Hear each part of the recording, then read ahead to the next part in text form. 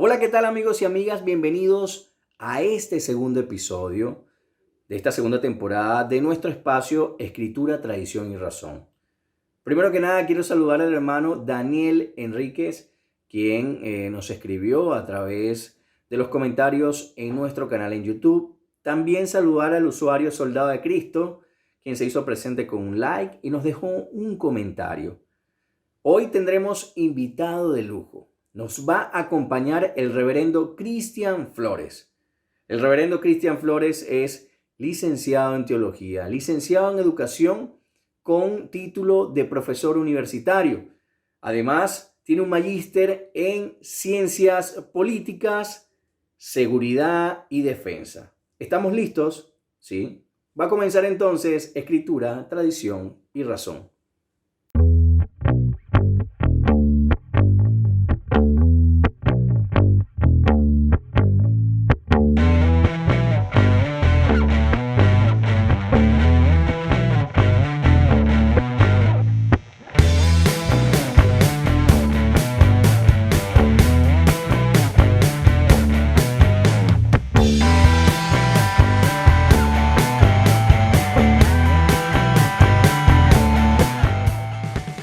Este espacio es presentado por Extra Impresión, líderes en publicidad, ubicados en la ciudad de Talca. Con ellos podrás hacer avisos, estampados, impresiones en adhesivo y tela PVC, avisos luminosos, todo en alta resolución. Síguenos en Facebook como Extra Impresión y en Instagram @Extra Impresión. Ellos son Publicidad Creativa. Bien, y con nosotros el reverendo Cristian Flores. Bienvenido, reverendo, a Escritura, Tradición y Razón. Un lujazo tenemos hoy, ¿eh? Bienvenido, reverendo. Muchas gracias, estimado Roger, por la invitación y gracias por invitarme a tu programa. Esperamos Qué bueno. ser de ayuda. Sí, no, indudablemente. Para nosotros es un gusto y, como lo dije, un lujo tenerlo a usted acá en este espacio Escritura, Tradición y Razón. Reverendo, Bueno, ¿cuánto tiempo lleva usted ejerciendo este ministerio? Para las personas que nos están visualizando y que lo están conociendo también, muchas personas ya lo conocen, pero algunas personas que están visualizando este podcast tal vez no lo conocen.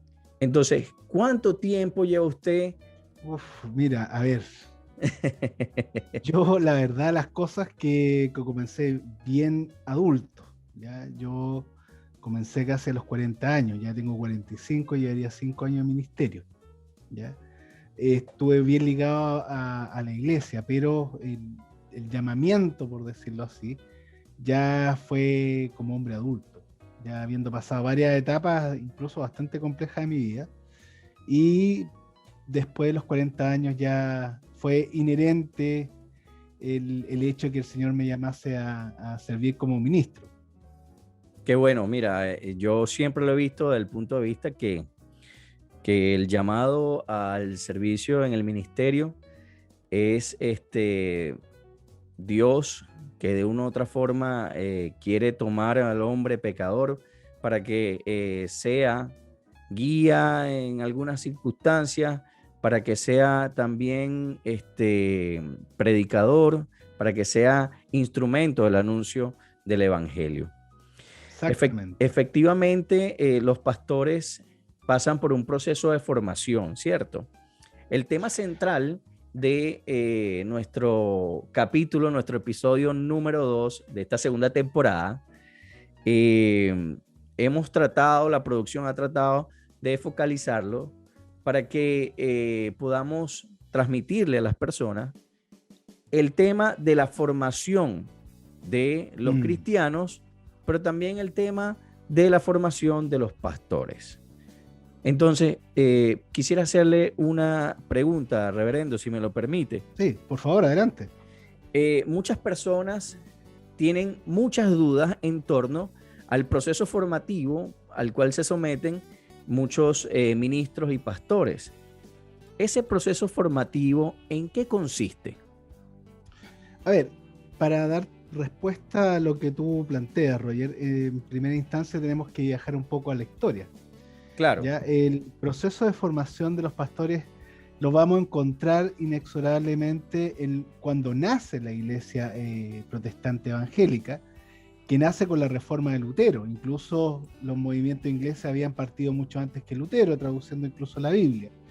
Y en ese caso, la reforma de Lutero, que para llevarlo en términos simples, en el siglo XVI Lutero lleva ya la cúspide de lo que nosotros conocemos como la reforma protestante. Y la reforma protestante, una de las cosas que predicó y proclamó fue no tan solo que la salvación era por gracia a nuestro Señor Jesucristo, siendo nosotros absolutamente inhabilitados de poder alcanzarla, sino que también el conocimiento y la preparación que debía tener su pueblo, no tan solo el ministro. Y es por eso que la reforma nace en las universidades, y es por eso que a veces para muchos hermanos de corriente pentecostal les da un poquito de curiosidad por qué ver estos pastores luteranos, presbiterianos, anglicanos, con nuestras ropas medias raras. Bueno, la gran mayoría de nosotros usamos toga universitaria. ¿Ya? Es correcto, claro. Porque la reforma protestante es un elemento que llevó a la Sagrada Escritura a ser abierta al pueblo, pero el pueblo no sabía leer ni escribir, así que lo que primero se tuvo que abrir fueron las escuelas, ¿ya? En 1521 en Suiza se abre la primera escuela pública. Entonces los pastores, los ministros, usaban toga, que mucha gente, desconociendo, ¿no es cierto?, piensa que es sotana, y no, pues una toga universitaria con las cuales, no sé, tú puedes ver en las películas cómo se gradúan los chicos y chicas en Estados Unidos, pero es una toga universitaria, y eso es un elemento tremendamente poderoso, porque eso habla de que el ministro debe estar preparado al más alto nivel. Claro, totalmente. Cosa que, tengo que ser súper honesto, en Latinoamérica no se da. Es un elemento bastante escaso. Y siendo más honesto, en Chile, y te lo voy a graficar de una manera bien simple, hoy día muchos pastores en Chile se meten a la ducha, salen de pastores, se quedan más rato y salen de obispo. Sí, es verdad. O sea, sí, es preparación cierto. Cero. O sea, yo lo escucho 5 minutos y cuando empiezan a confundir la espalda con la espalda, ya ella como que la unción no la alcanzó para mucho más. Entonces, es cierto, es cierto, es cierto. Y eso, para muchos de nuestros oyentes puede ser el reverendo que es malo, que es sarcástico. No, el problema que hoy día se suscita con esa preparación tan baja y tan mala, es que tenemos un problema eclesiológico, tenemos un problema muy serio en la iglesia, y ese problema eclesiológico nos lleva indefectiblemente a un problema cristológico. ¿Ya? Totalmente, totalmente. Mira, Y eso nos está mostrando una crisis en Latinoamérica de la iglesia evangélica. Hoy día la iglesia evangélica no tiene una identidad propia. Yo escuché, no sé, yo te cuento, porque para que te des cuenta tú, Roger, hace 10 años atrás, muchos grandes pastores chilenos hablaban como centroamericanos. Entonces, buscar la unción parece que es del Caribe. Claro. Pero esto habla de que hay una pérdida de la real identidad del pueblo evangélico protestante en Chile. Usted ha mencionado dos cosas que para mí son importantes. Primero, hay un momento histórico, ¿no? Sabemos que la reforma, en este caso mencionamos al padre de la reforma, a Martín Lutero, ¿no? Existen también otros personajes de la historia que contribuyeron de una u otra forma a este proceso que se llama reforma. Pero casualmente, leyendo el libro que nos recomendó en el episodio 1 del obispo Jesús Espinosa, sobre los generales de Dios, el tomo 2, pues veíamos que en la historia la formación de los pastores, de los ministros, era paupérrima. Entonces, había una necesidad por anunciar el evangelio, pero había esa necesidad también de que los pastores fuesen realmente instruidos. Eso es como un primer punto que yo rescato de lo que usted me está mencionando, o lo que nos está mencionando, pero también rescato que algunos problemas de la formación de los pastores se inicia porque las iglesias no están organizadas. Entonces, cuando no existe una organización, pues la iglesia comienza a tener ministros que no están formados y eso le da de cierta manera poca seriedad a la iglesia y a los ministros, por así decirlo.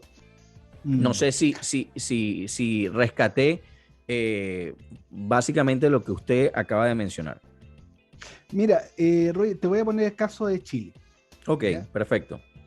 El padre espiritual de la iglesia pentecostal chilena es don Billy Hoover Kurt. Ok.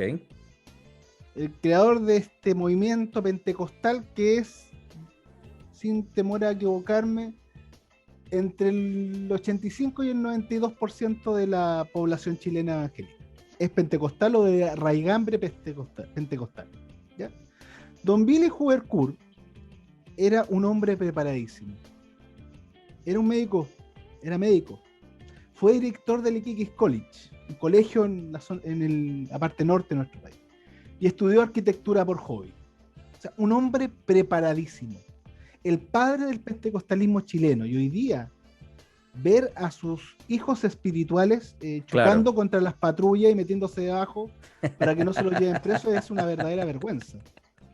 Porque no avergüenzan a la iglesia. Totalmente. Claro, totalmente. Eso es lo más doloroso. Claro. Entonces, debemos conocer, y eso pasa esencialmente porque la gente no conoce su raíz. Muchos pensarán, pero este caballero parece un cura romano, ¿ya? Y esto, el cuello clerical es evangélico, no es romano, nos lo robaron como tantas otras cosas. Indudablemente. Después del Concilio Vaticano II, que el sacerdote estaba de espalda al pueblo orando en latín, ¿ya? Para el Concilio Vaticano II lo que quisieron era popularizar la misa. Y evidentemente los teólogos que están a cargo eran alemanes y lo primero que toman son las vestiduras europeas de los pastores evangélicos. Entonces, esa falta de conocimiento, por no decir ignorancia en pocos términos, es lo que está socavando hoy día la iglesia evangélica. Hoy día tenemos, no sé, ser pastor siempre fue el elemento de servir. Claro. Servir al gente. Y hoy día, debería ser la idea principal, ¿no? Es que hoy día no lo es. Claro. Es el tema. Claro. Hoy día tenemos, no sé, hay como apóstoles. En Centroamérica hay un querubín, creo que en México. Entonces, tú te das cuenta ya que la iglesia ya está yendo por un mal camino, no está yendo a servir, sino que prácticamente ser pastor es ser el papa, ¿ah? El papa de la zona. Claro. Ya no está en Roma, lo tengo más cercano. Esa visión piramidal. Claro. Una visión totalmente piramidal. Totalmente. Fíjate tú, la preparación que, por ejemplo, antes de tomar el púlpito, yo tuve que estudiar teología, estudié una carrera profesional, saqué un posgrado y después de eso tomé el púlpito. Interesante, totalmente interesante. Porque es una responsabilidad. Uno no está aquí para hacer un show, para llevar la palabra del Señor, y eso es serio, sobre todo en los tiempos que hoy día vivimos. Y eso es muy bueno que las personas que nos están escuchando en este preciso instante sepan que el ministerio pastoral implica horas, días, meses y años de formación, y además es una formación continua. Sí, ¿Cuánto tiempo estima el reverendo Cristian Flores, según su experiencia, debe pasar para que a alguien se le pueda decir: usted es instituido, ordenado como pastor? Además del tiempo, ¿qué debe estudiar esta persona que siente el llamado a servir al Señor desde el ministerio pastoral? A ver, lo primero tiene que tener el llamado. Primeramente, claro. Primeramente, o sea, el llamamiento a servir y a predicar la palabra del Señor. Posteriormente a eso, debe prepararse, buscar un lugar donde lo preparen. Lamentablemente en Chile, el título de licenciado en teología o teólogo, en Latinoamérica, por lo menos en Chile, la realidad que nosotros vivimos no es un peso de grado profesional. Aunque hay algunos institutos que prometen de estómago que es un título universitario. En Chile no está reconocido para trabajar. Pongámonos en Interesante. el caso de que yo quiera estudiar teología y después quería trabajar para el Estado. La Contraloría no me va a aceptar eso. Tengo que tener un título profesional con 8 semestres académicos, Okay. ya con 3.200 horas, reconocida a través de una institución educacional, una casa superior de educación, reconocida por el Estado de Chile. Claro. Entonces, hoy día, la situación de estudiar una licenciatura en teología que dura 5 años, ¿no es cierto?, tiene que ir acompañado por una carrera profesional. ¿Por qué? Y esta es una situación que yo estimo que debe ser conveniente. Primero, porque yo como ministro, el obispo Jesús, el otro caso que yo conozco, y varios pastores que también daría largo tiempo estarlos nombrando, trabajan. Yo trabajo, yo no vivo de la iglesia.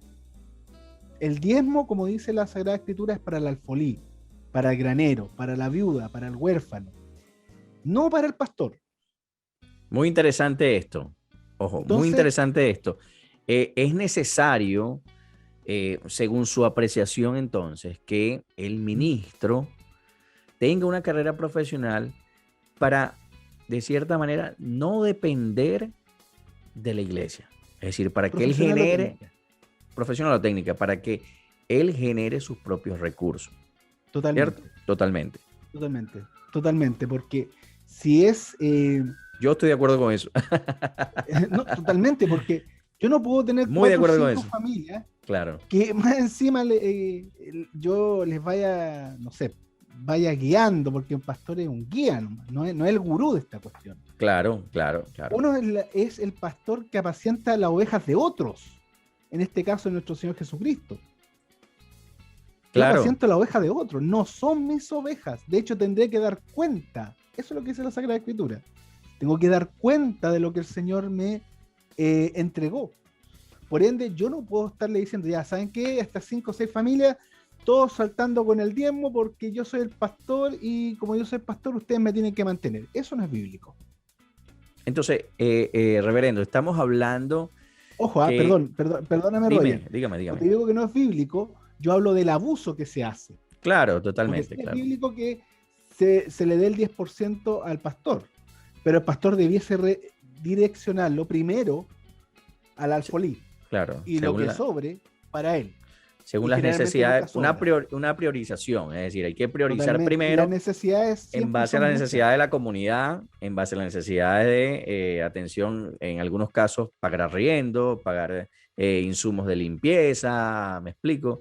En muchos casos también invertir en Biblia para llevar la palabra a otros sitios. No tan solo eso, que es muy importante lo que tú dices, Roger. Imagínate tú que tengamos una iglesia mediana. Ya. Y el Señor nos bendice con un chiquillo, una chiquilla que son genios, pero no tienen plata para ir a la universidad. Ahí la iglesia se tiene que poner. Es correcto. ¿Ves? Qué interesante. Porque también esa es nuestra obligación. Eso es una visión académica. Nosotros tenemos que tender hacia el conocimiento. Porque conocerán la verdad y la verdad os hará libres. El conocimiento tiene que ver mucho con eso. Mientras más ignorantes somos más esclavos. Cuando conocemos la verdad de nuestro Señor, somos libres. Totalmente, claro, totalmente. ¿Ya? Pero no hacer esta dicotomía entre, que hoy día en la iglesia evangélica existe, pero a raudales, esta dicotomía del mundo, yo que soy santo. Eso es una herejía. Claro. Sí, es una herejía, totalmente. O sea, es apartarte de lo que de una u otra forma ha sido llamado para atender. Claro. O sea, no puedo atender. Sigue siendo dueño, amo y soberano de todo lo que él ha creado. Y eso es lo que a algunos evangélicos medio redonditos todavía no les cabe en la cabeza. Claro, totalmente.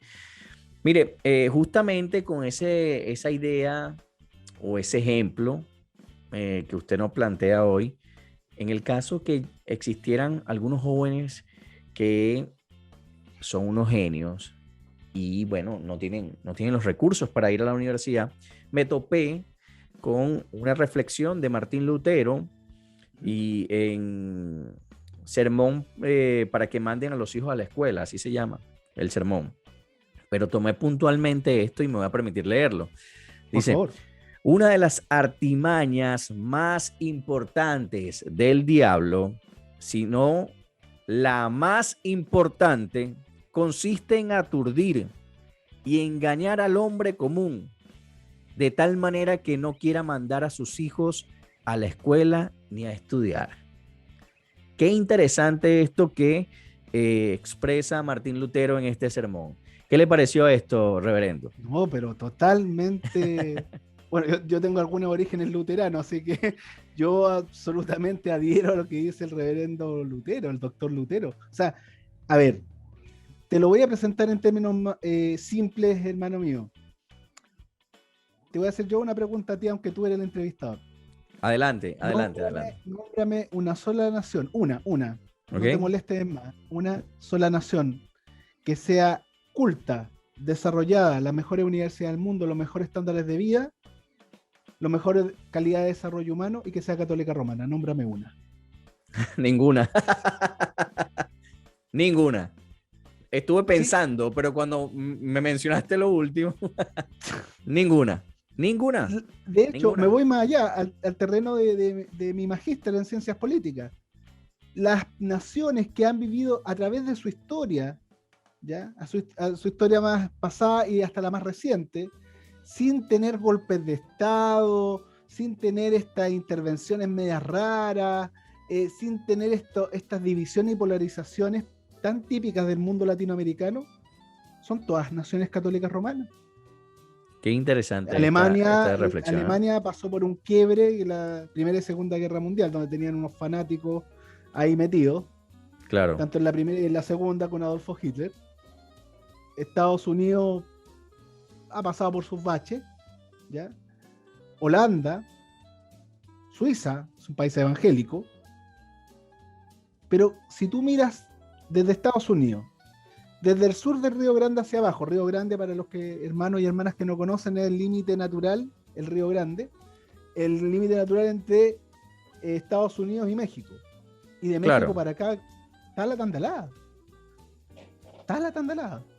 Entonces, hay elementos que te dicen, cuando tú abres la Biblia y el Señor te dice que lo que tú tienes que hacer es tú cultivarte, ¿ya? Más si tienes el llamado al ministerio, ¿no es cierto? Mandar en lo posible a tus hijos a que estudien y traten de lograr su mayor capacidad posible en términos cognitivos. Pero hoy día, ¿qué es lo que pasa? Hoy día hay un tremendo quiebre en el mundo pentecostal. ¿Y por qué se ha suscitado, lamentablemente? Es porque ya en el mundo evangélico tenemos la primera y segunda generación de jóvenes que están yendo a la universidad y le están haciendo preguntas al pastor, al obispo. Oiga, ¿sabe qué? Me están pasando esto, la teoría del Big Bang, oiga. Ajá. Y parece que el universo se creó por una explosión. ¿Y usted qué me dice? El pastor lo que va viendo dice, no, todo eso es del diablo. ¿Ya? Es del diablo y tú tienes que reprender al demonio. Claro, no hay una respuesta sesuda, por así decirlo. Claro, la teoría del Big Bang es la teoría de un hombre llamado Georges Lemaitre, que era un sacerdote católico romano, que era astrónomo y que demostró con ciertos cálculos que el mundo partió, el universo, la creación del universo partió de una explosión. Y así pudo él decir, oiga, ojo, parece que aquí hay un Dios que creó todo, ¿ya? Claro. O por ejemplo, que los mayores científicos de la historia todos creían en Dios, la gran mayoría evangélicos. Isaac Newton era un teólogo que escribía libros de teología, aparte de plantear todas estas maravillosas teorías del universo. Él escribía de teología, ¿ya? Michael Faraday, entre otros. O sea, la lista es larga, si quiere un día nos juntamos a hablar de los científicos y le tomo la palabra. No, de todas maneras. O sea, Michael Faraday, que gracias a los estudios de Michael Faraday, que era del electromagnetismo, hoy día tú y yo podemos tener esta reunión vía online. gracias a Claro, ese claro. evangélico comprometido y científico. Gracias a Dios nació en un país desarrollado. Si hubiera nacido acá, habría estado espantando al demonio no sé por dónde. Reverendo, usted acaba de mencionar hace unos instantes que, bueno, que uno abre las Sagradas Escrituras y realmente te invitan a formarte, ¿no? Te invitan a ir creciendo.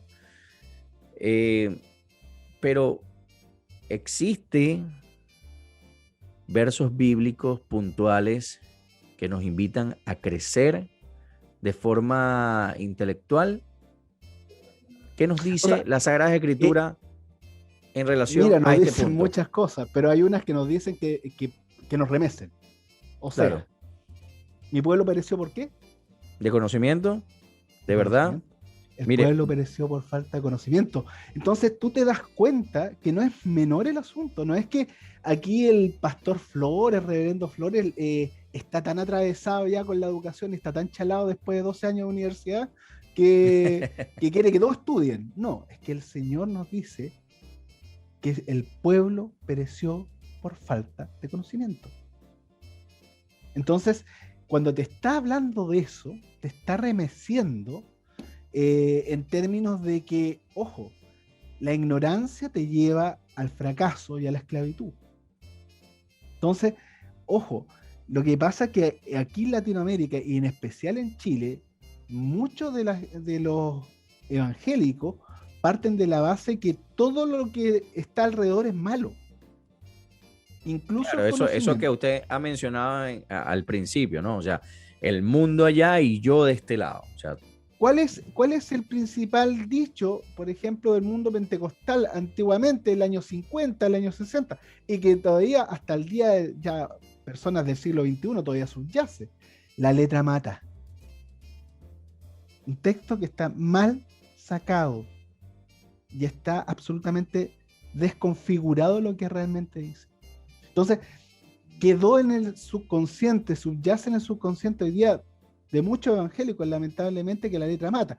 Yo creo que es verdad, mata. Yo he visto a muchos ignorantes muertos por ahí, claro. porque la letra mata. Mire, Pero eso es así. claro, efectivamente, este, yo busqué ¿Mm? unos versos bíblicos de Efesios, ¿ya? Por ejemplo, en Efesios 4:13 al 15, dice lo ¿Mm? siguiente, me voy a permitir leerlo. Por favor.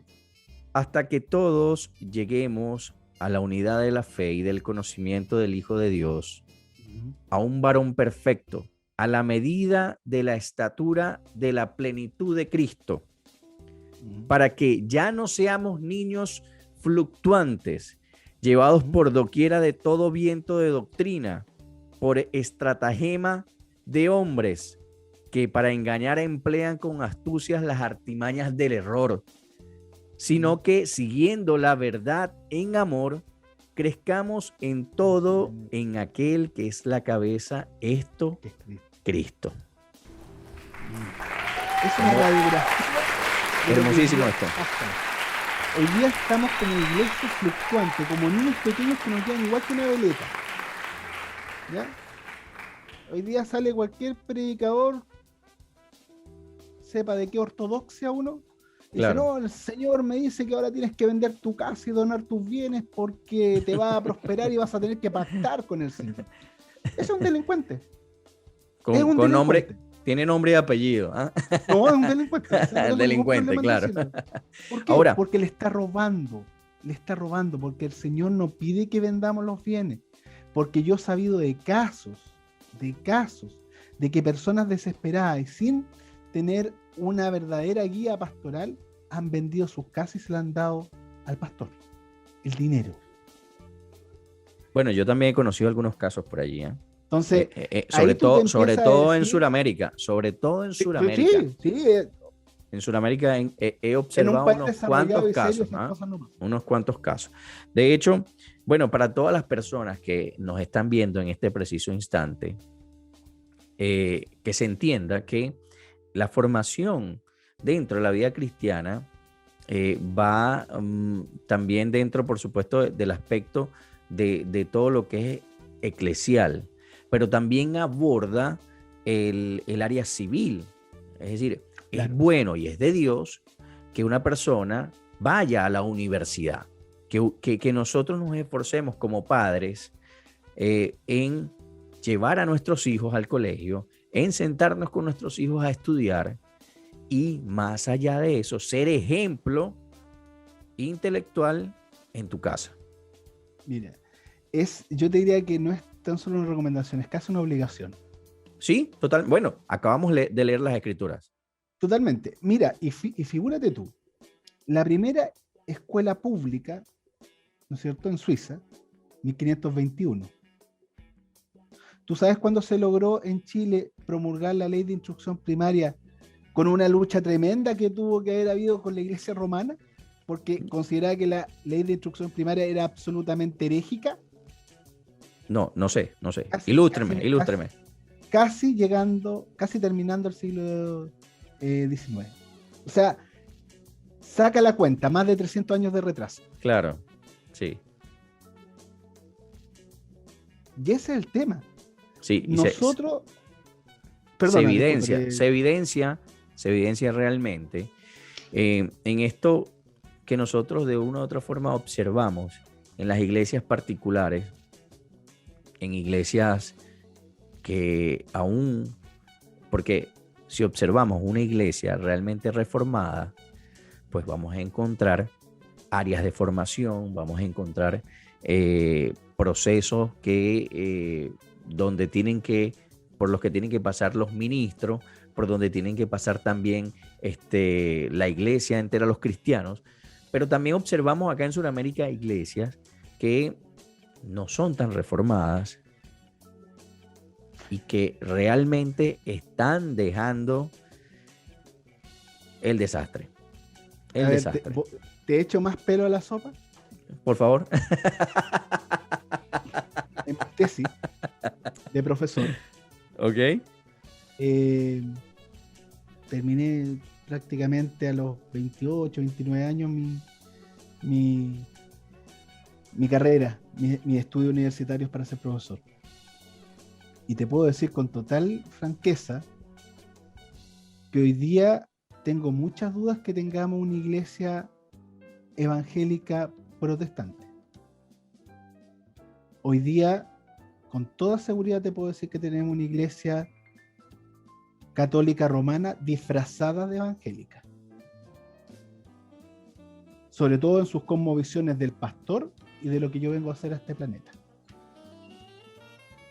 Claro. Hoy día tú escuchas a evangélicos que te pueden decir de corrido textos bíblicos completos, pero tú empiezas a pedirle que por favor te explique, te dé razón de su fe, y Pablo nos dice que tenemos que saber dar razón de la fe que damos. Eso es lo que nos dice Pablo. Y hoy día hay muchos que no son capaces de dar, ni siquiera saben por qué son evangélicos. Particularmente. Entonces, ¿qué es lo que pasa? Sí, adelante, por favor. Hoy día, ¿qué es lo que pasó? Que mucha gente se siente tan, comillas, tan desapegada a lo que es evangélico, que ahora se dicen cristianos, para tratar de hacer como una salvedad entre este grupo y el otro. Pero empezamos ahí a darnos vuelta y a tropezarnos entre nosotros mismos. Es cosa que tú veas el ex Te Deum que había antes en la catedral ahí en Estación Central. Ahí tú veías una diversidad de 5 o 6 pastores, y en pastores anglicanos, luteranos, Claro. Presbiterianos, Sí. hasta que quedó la embarrada con los eventos que todos conocemos, pero Claro. al final del día hasta eso te empieza a generar problemas, porque uno dice, bueno, ¿y qué pasó con esta gente? ¿No sabían la Biblia? ¿Por qué hoy día hay gente que se está enriqueciendo con la iglesia? Mire, yo cada vez que me topo con alguna persona y tocamos puntos referentes a la vida cristiana, puntos referentes a la fe, doctrina tal vez, le dejo en claro, por supuesto, que yo soy anglicano. eh, pero siempre he tomado como bandera esto que usted acaba de mencionar. Nosotros tenemos que dar razones de nuestra fe. Totalmente. Cuando nosotros nos esforzamos por dar razones de nuestra fe, o sea, decir, ¿por qué yo creo en esto? ¿Por qué realmente yo estoy sentado en esta banca y en esta iglesia? Cuando nosotros comenzamos a dar razones de nuestra fe, va a suceder que nadie nos va a poder engañar. Nadie va a llegar y se nos va a parar al frente y nos va a decir, tienes que vender todas tus propiedades y dármela a mí porque yo soy el pastor. Entonces, yo particularmente recogiendo lo que usted está diciendo, es sumamente importante para todos los cristianos comenzar a trabajar en el hecho de dar razones de nuestra fe. Por ahí va la cosa. Y dar razones de nuestra fe implica también ir a la universidad, implica también estudiar teología, implica leer mucho, implica además y principalmente sumergirse en las Sagradas Escrituras. Totalmente. Totalmente. Bueno, totalmente. Pablo lo dice, que tenemos que tener un culto racional. ¿Y Pablo quién era Pablo? Pablo era discípulo de Gamaliel. Estudió a los pies de Gamaliel. Si hoy día a Pablo le pusiésemos un grado académico, él podría ser fácilmente un postdoctor. Un hombre que se batía no tan solo en el texto mosaico, sino que pudo entender y amalgamar de tal manera el Antiguo Testamento que se dio cuenta después que fue un asesino de cristianos, que esa persona que se topa en Damasco y lo hace caer de bruces, una palabra muy elegante para decir de boca, le dice, Pablo, ¿por qué me persigues? Saulo, ¿por qué me persigues? Dice, ¿quién eres tú? Yo soy Jesús a quien tú persigues. Y ahí ya a Pablo se le hace el escenario completo. La estoy embarrando. Claro. Estoy mal. Y ahí Pablo tiene una especie, no tan solo una conversión emocional, tiene una conversión que va también acompañada de lo racional, y ahí a él se le amalgama todo el cuento. Claro. Cristo es el Mesías prometido para el pueblo de Israel. A los suyos vino, los suyos lo rechazaron, y ahora no hay ni griego, ni romano, ni hebreo, ni nada. Ahora el Señor nos llama a todos y a todas a seguirle. Pero hoy día tú ves una iglesia en Latinoamérica o en Chile y es más la emoción, la histeria, la euforia, que son elementos que muchas veces tú ves elementos dentro de la iglesia que rayan con lo cosa rara. No voy a calificarla, pero estas manifestaciones medias raras, ¿no es cierto? Que tú empiezas a ver si es que el Espíritu Santo actúa de esa manera y el Espíritu Santo no. Tú ves ciertas maneras de cómo se está viendo algunas iglesias. Claro. Entonces, Reverendo Cristian, hay que tener harto cuidado. Hemos llegado a un espacio o un segmento de Escritura, Tradición y Razón, en el que nuestro invitado hace una recomendación bibliográfica y además de eso nos explica por qué invitaría a las personas a leer este libro. ¿Qué recomendación bibliográfica tiene para nosotros, para este espacio, para Escritura, Tradición y Razón, para todas las personas que nos están viendo, el reverendo Cristian Flores? Uno de mis escritores favoritos, aparte Lutero, Calvino, que son grandes, pero uno que estuvo aquí en la Inglaterra, Charles Spurgeon. Recomiendo todos sus libros, pero el que más me ha gustado, el que más me ha hecho sentido en muchas áreas de la vida, es Discurso para mis estudiantes. Spurgeon fue catalogado el príncipe de los predicadores. Voy a decir algo que quizás para muchos evangélicos chilenos se le va a caer de espalda, ¿no es cierto? Spurgeon fumaba pipa cuando predicaba. Qué interesante. Yo estoy por poner una cerveza aquí para, ¿sabes? Para amenizar Depende de la cerveza. No, los chilenos.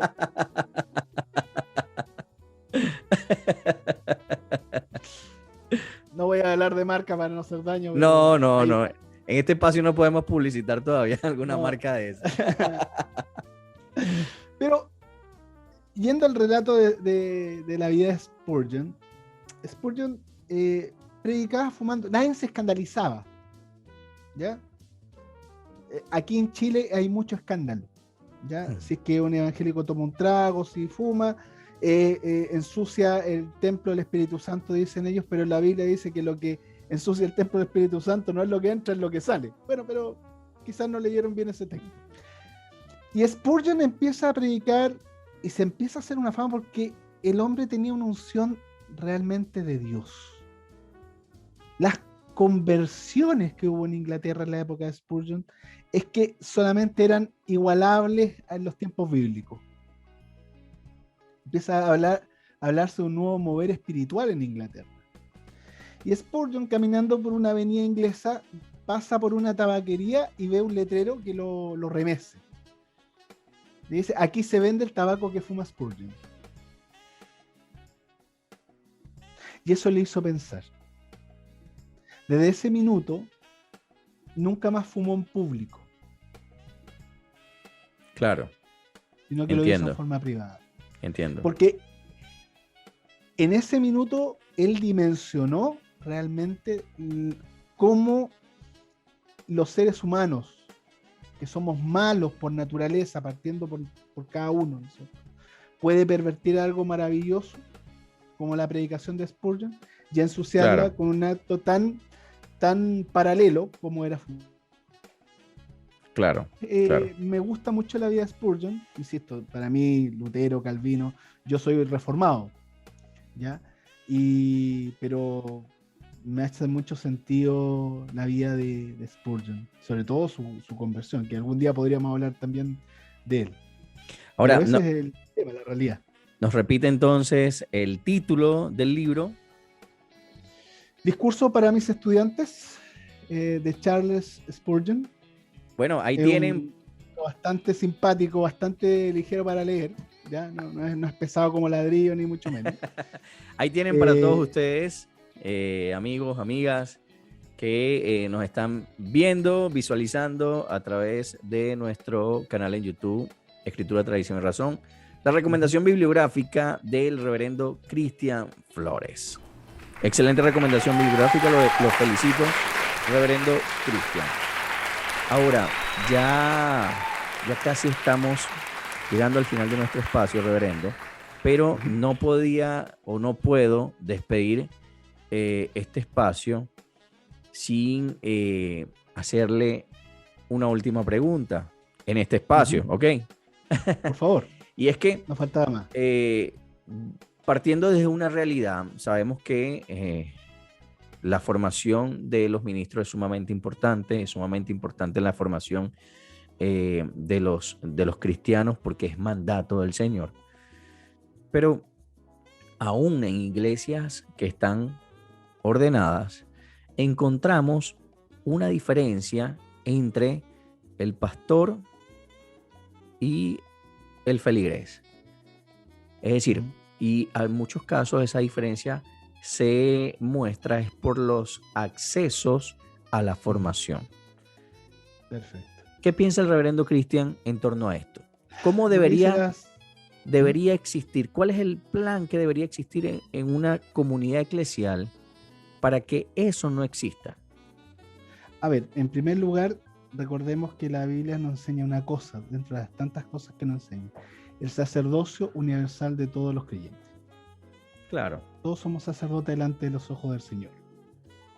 Por ende, en una iglesia, cuando una persona llega, lo primero que debería servir en el discipulado, por decirlo de alguna manera, que sería introducción a donde usted está viniendo, ¿ya?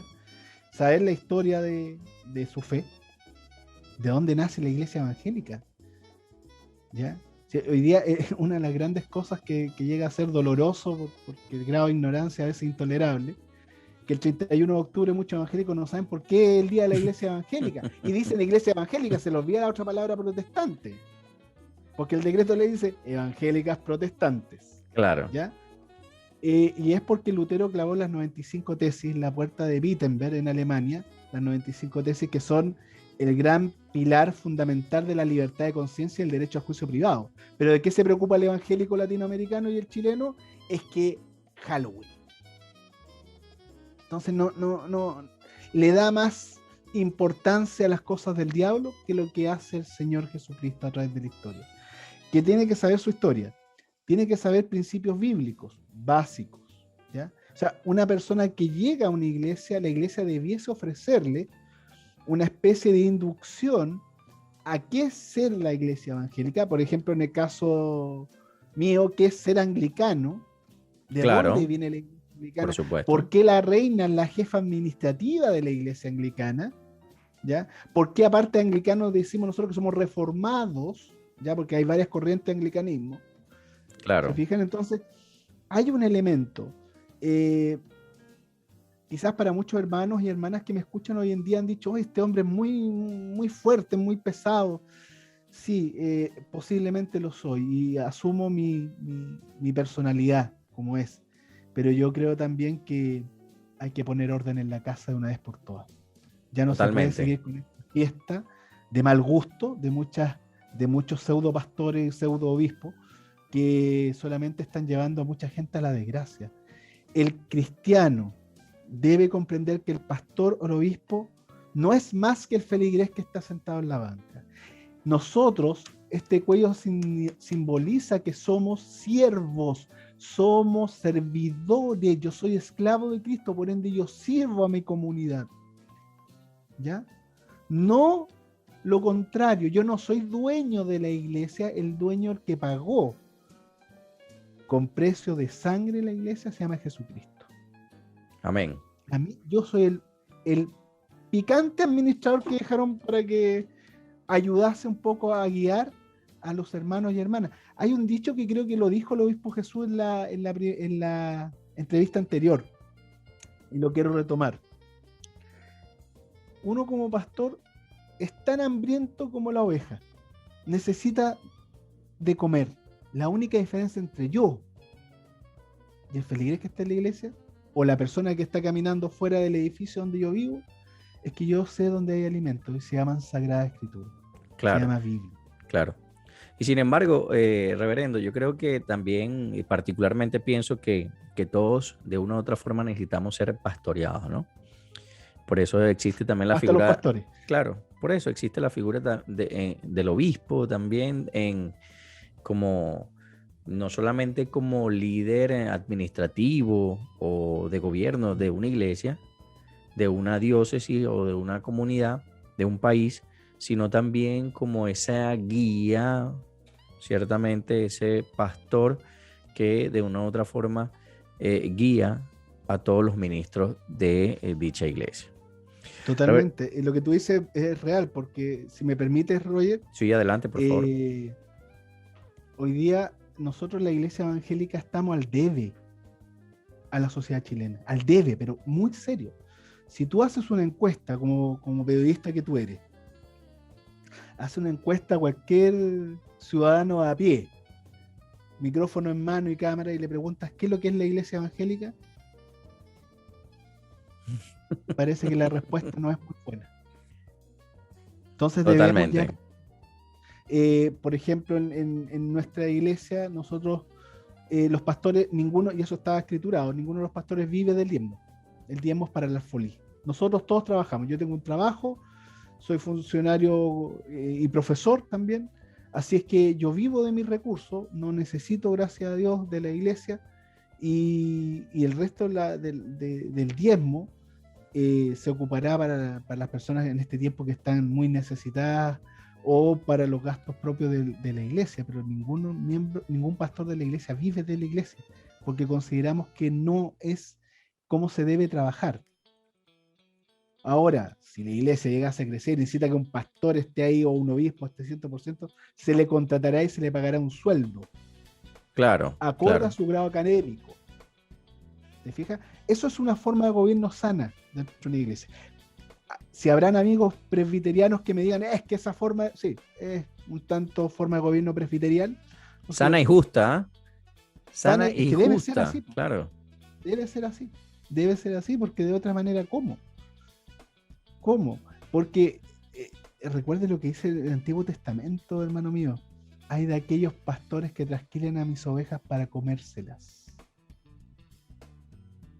Esta cosa es seria.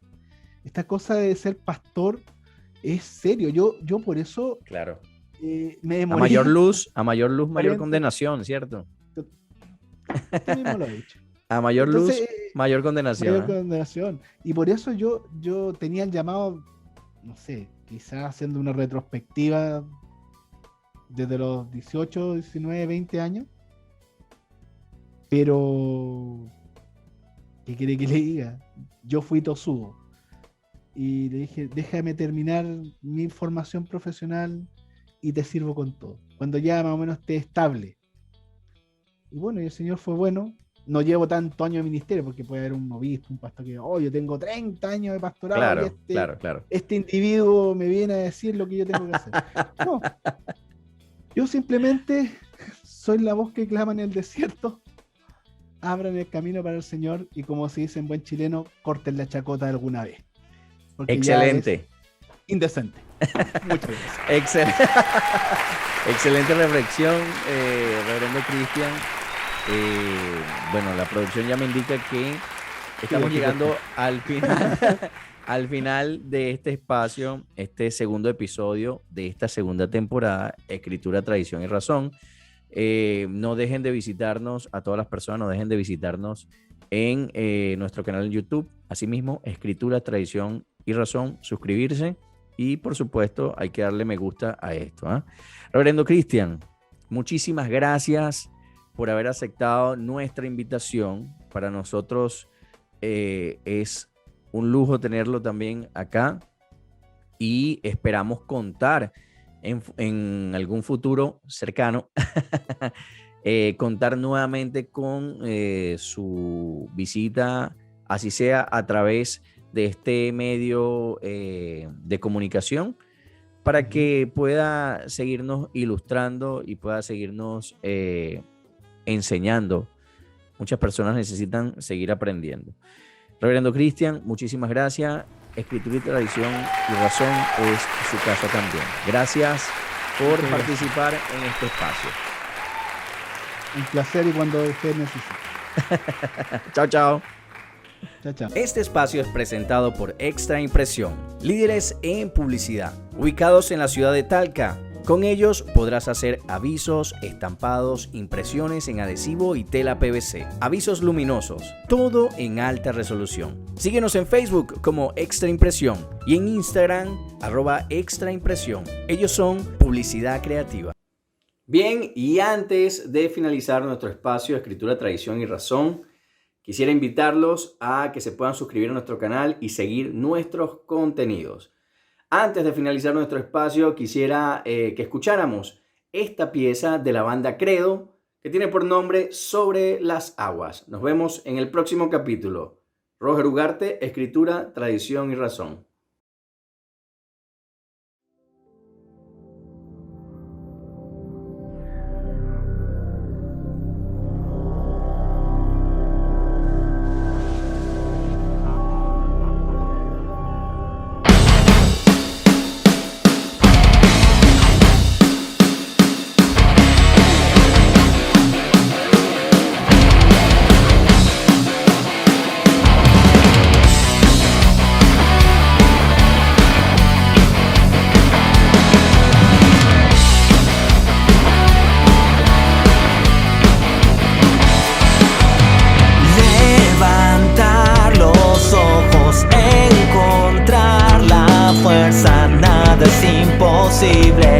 Derribar todas las pruebas, disparar al blanco, caminar seguro, nada es imposible, y buscar la fortaleza. El cielo se abrirá cuando te atrevas a perder para ganar.